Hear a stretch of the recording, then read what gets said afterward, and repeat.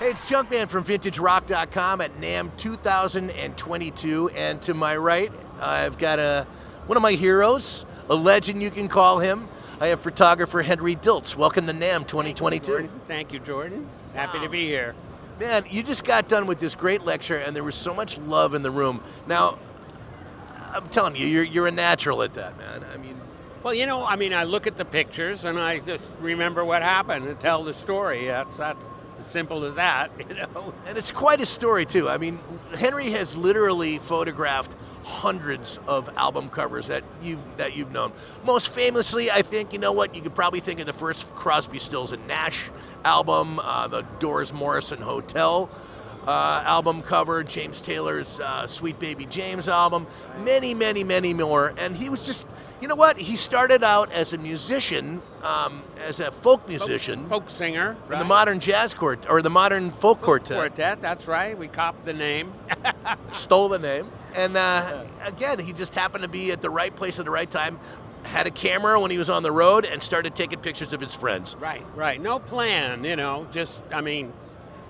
I don't plan things. I kind of let the universe decide, wake up in the morning and see what happens. Well, a lot has happened, my friend. Yeah, it kind of did, yeah. Now, do you have a favorite? It's really kind of hard. They're probably all your children, but do you really have one that you like above and beyond stands out of all your shots?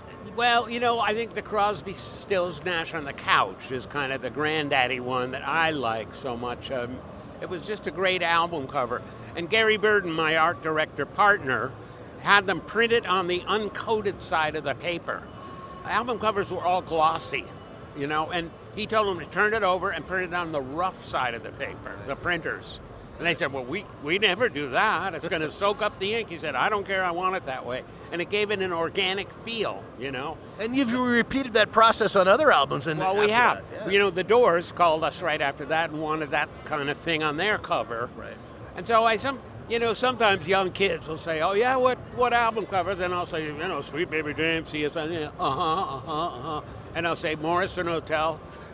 Dude, Morrison Hotel, so that one is kind of a important one, What I love the stories about how you did that, like, the Crosby, Stills, and Nash one. Obviously, I want to hear it from you, and so do our listeners, so.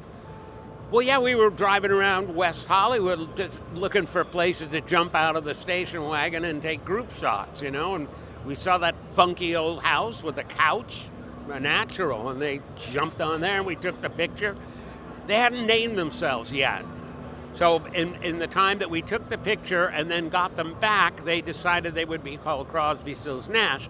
But on that picture, it's Nash, Stills, and Crosby. Right. So we went back to retake it and the house was gone. Completely leveled. Yeah, completely gone. I love that story. That's one of my favorites, but there's so many of them. You were just the guy in the right spot, kind of like the movie Zelig, or Forrest Gump. You just happened to be there and were one of those guys that got to hang out because he knew all the people there, not as like a hired photographer. Yeah, because, I wasn't a professional. I never went to photo school. I never developed a roll of film. I just looked through the little hole, make it look the way you want it, and push the button, And the thing is, I wasn't a professional photographer. I didn't have a studio.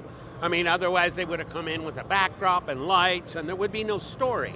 Right. Instead we went places and, we went to the desert or we went, up the Big Sur or an Indian reservation.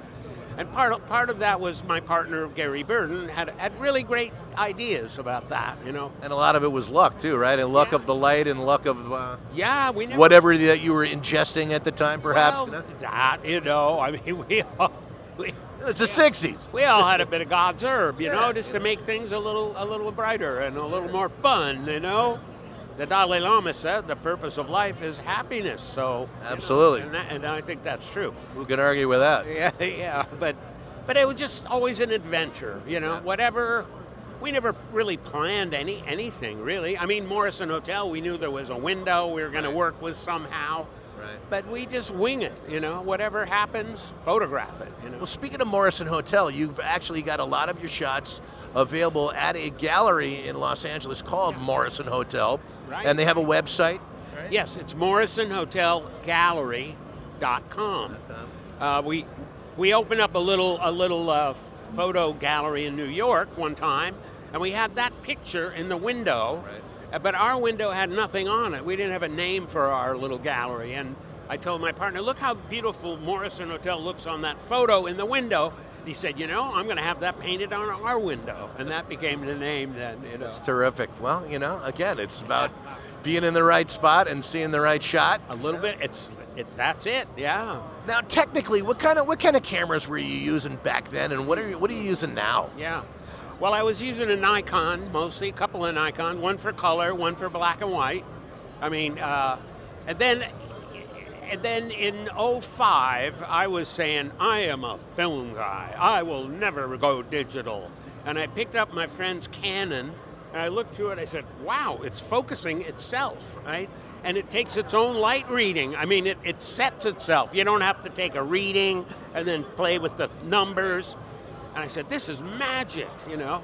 And right then I switched to digital, which it's very handy. And it's a lot lighter. Yeah, and you can shoot 1,000 pictures and not have to rewind every 36 pictures. Oh, we all remember those days too, you know, buying film in bulk and rolling it on your own, you know? Yeah. And the other thing is you can share the pictures so easily. You just email them, send them, you know, on the internet to the record company, everyone in the group, the manager. Everyone can have the pictures, and you can keep them all as well. In the old days, shooting transparencies, say the record company art director would want to see them all, and you'd never get them back. Right. But this way, you keep everything, you know, and give it away. Oh, that's the new way, you know. Sure. You gotta go with the changes, right? Now, getting back to the subjects, did you have a favorite subject? Gosh, no, you know. I mean, Top three? Well, my go-to answer is Paul McCartney, you know, and I did spend a few different times with him. Spent a week on boats in the Virgin Islands. And you knew his wife before she was Mrs. Paul McCartney, too. Right. Photographer as well, Linda Eastman. Yeah, I knew her as a fellow photographer, and so CSN, Crosby, Stills, Nash, dear friends of mine forever, so, you know. And then, gosh, I don't know. You know, I would say Sweet Baby James, because I really love that song. Sure. And I love the song Desperado. Yep. Linda Ronstadt singing Desperado. Killer. Yeah. You know, so, you know, but I enjoy music, all kinds of music. Sure. Whatever, you know. And yeah, it shows. You can show us exactly the love that you have and the friendship you've got with these people because they're so relaxed, you know, around you. And I you know what? I've tried to do that myself. Hopefully you feel relaxed around me, you know, course, yeah. doing this. You know? Yeah, and I mean, musicians hang out together, you know. They hang out, they relax, no big deal, you know. There's really no big agenda, right? I mean, that's a musician thing, you know. And luckily, I kind of have that feeling, right? Man, you started to talk there in your lecture a little bit about Cass Elliot and about she was the Gertrude Stein of rock and roll.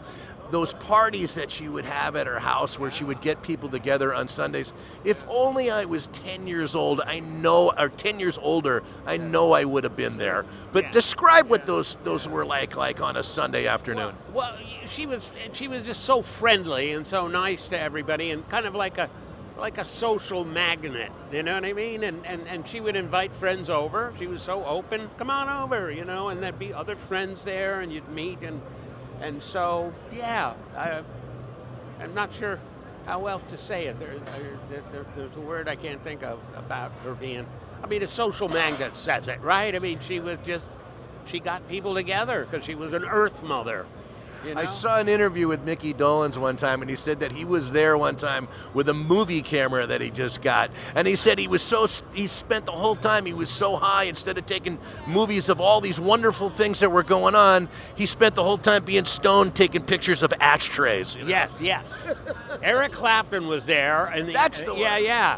And I have a picture of Mickey Dolenz on his knees photographing or videotaping Eric's French fries. Eric is sitting there next to them, and he's looking at me like, you know, what? And Mickey's there, close-up of the ketchup on the French fries, you know. But I understand that. He was being visual, looking for little movements and things, not thinking, you know, this is history. I'll photograph these people. Right. Yeah. Well, I think actually the most intriguing shot, one of them anyway, is that shot that you do have of Eric Clapton seeing Joni Mitchell for the first time and just staring at her chord progressions that she's doing. Staring at her fingers. He'd never seen a guitar tuned to a chord where you just lay your finger across the fretboard, you know. And he couldn't believe what he was hearing. And us too. I mean, to hear Joni Mitchell play her whole first album before it ever came out. Yeah. Amazing. Yeah. Well, Henry, I'm telling you, it's such a pleasure for me to be able to speak with you right here at NAMM 2022. I hope you're very excited about seeing a lot of this stuff. I am. I'm going to walk around, try to see some old friends, and It's terrific. yeah. Okay, And again, man, thank and you. again, Good talking to you could find him at Morrison Hotel Gallery.com. And check out his pictures. Again, his work is just amazing. He's So, in love. again, No star. yeah, there you go. It's Junkman right here at VintageRock.com with the great Henry Diltz.